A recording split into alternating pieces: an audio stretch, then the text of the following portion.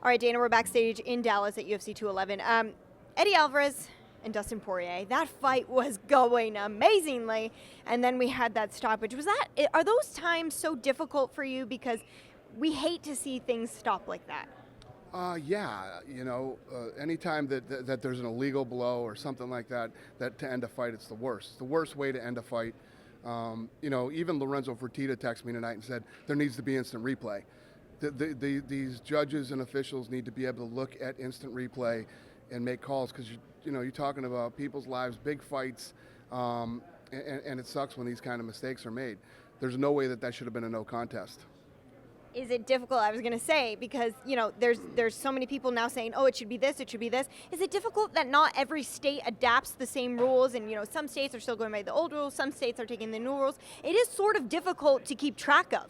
Well, the sport is still a work in progress, and yeah, I think, listen, every other sport utilizes instant replay. I mean, we have it right there. It's available for them. It's something that we need to work on. Yeah. All right, let's talk about this Frankie Edgar-Yair Rodriguez fight. Yair came in with a ton of hype. A lot of people love his creative striking. He does things in such an unorthodox manner. Frankie Edgar wasted no time getting in there and just doing everything he wanted to do to Yair in there. Did you expect that to go down the way it did?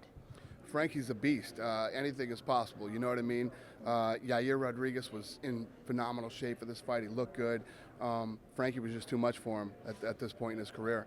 The question is always, I said this was a classic fight of the young up-and-coming guy and the gritty, tough old veteran. Well, the young up-and-coming guy wasn't ready for that fight. Yeah, well, Frankie's been in the UFC now for over 10 years. He told me he wants to be that next contender after Max Holloway and Jose Aldo fight. I know you don't like to make fights, but just looking at the landscape there, is that something that you could see happening, him fighting the winner? Yeah. We got to figure it out. I was trying to think of what fight we were talking about doing next for Frankie. I don't even remember. But yeah, we'll see. I'd be interested in seeing what's next, but I'll let you off the hook with that one. I don't remember. I'm old and banged up.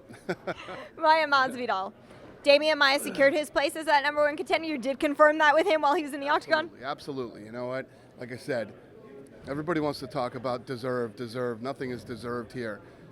It's earned. You go in and you earn it. He took on Masvidal. It was a tough fight. It was a war. And either guy that came out of that fight would have deserved it. Would have earned the title shot. Joanna Jędrzejczyk, did she prove to be one of the best strikers in the game tonight?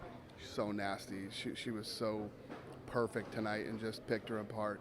Unbelievable jabs, right hands, leg kicks, inside leg kicks, outside leg kicks, head kicks. Just ridiculous.